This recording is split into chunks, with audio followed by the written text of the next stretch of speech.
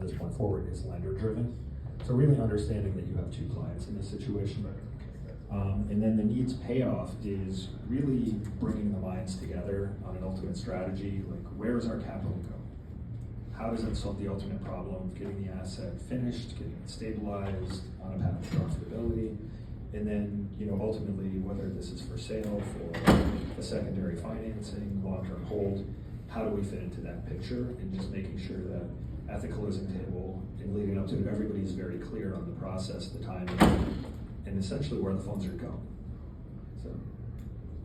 Great, good discussion. Is this something you guys feel like you're also doing without the words?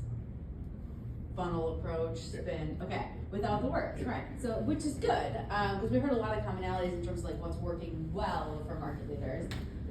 Let's go to table 2, Frank. We co-sign what Christian just said.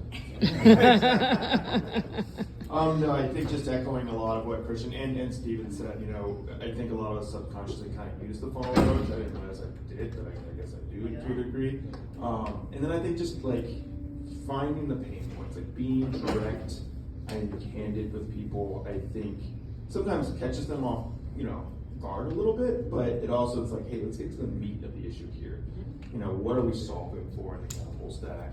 How are we replacing equity, mezz, reducing the seniors exposure? I think Christian's point about how we effectively have two clients in the senior and the sponsors is just spot on.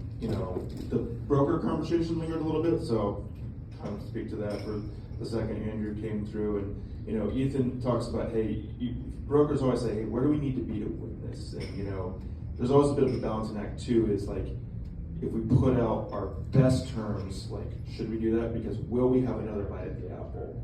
Or do we put out terms that have a little bit of room to move so that if we do need to adjust our terms down, we're able to do that? And that's kind of a case-by-case basis based off your relationship with the brokers. Is somebody you get quarterly drinks with, or is it somebody you talk on the phone with once a year? And that will kind of inform that decision. And you directly asked that about getting another bite at the apple?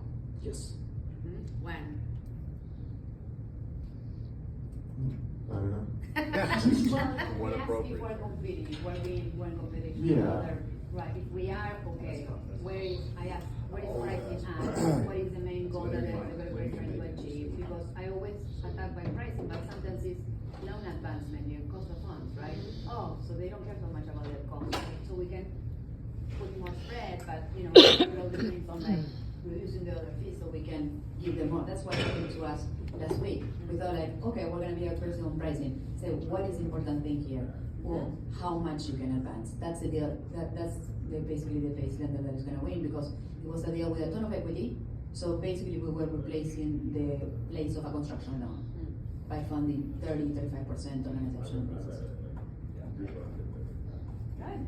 Thank you, table 2. Table 4. Okay.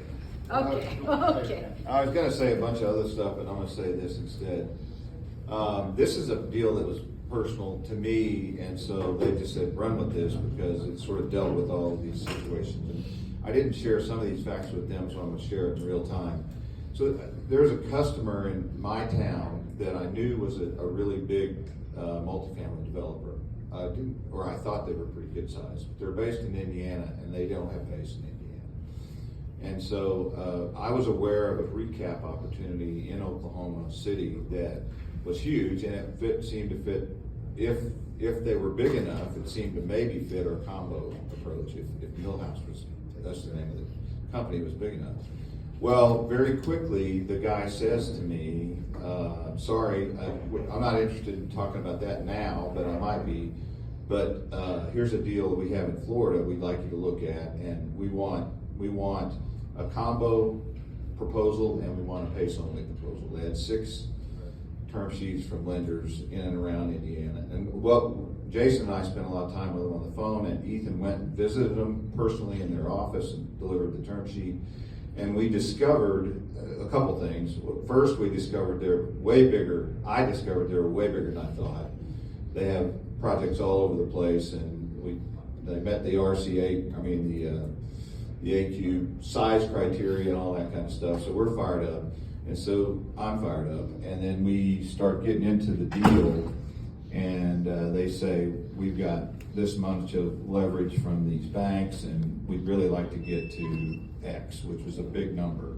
So the problems were that this is in the Sarasota, Florida market that I actually checked with Dan and said, yeah, it's a solid market, but the numbers that when you start cranking down on the underwriting, it was clear that we couldn't deliver what they were asking for on the AQ product. So we were working through and trying to, have conversations. What I sure didn't want to do was piss this guy off and say, did I overpromise and now we're going to under-deliver? Because after Ethan visited the office and understood the size, everybody now believes, okay, this is a whale. Let's go after this group. What we did discover also was that they had funded a lot of their growth with private equity, and they really wanted to maintain a high leverage so that they keep more of the deal and have more flexibility on when they could sell and when they wanted to sell. So we're still working through it. The needs payoff now for us we got them to agree. They had tried to do PACE 2 or 3 years ago and couldn't get their banks, which were community banks, and again, it's in Indiana. PACE is not a big deal.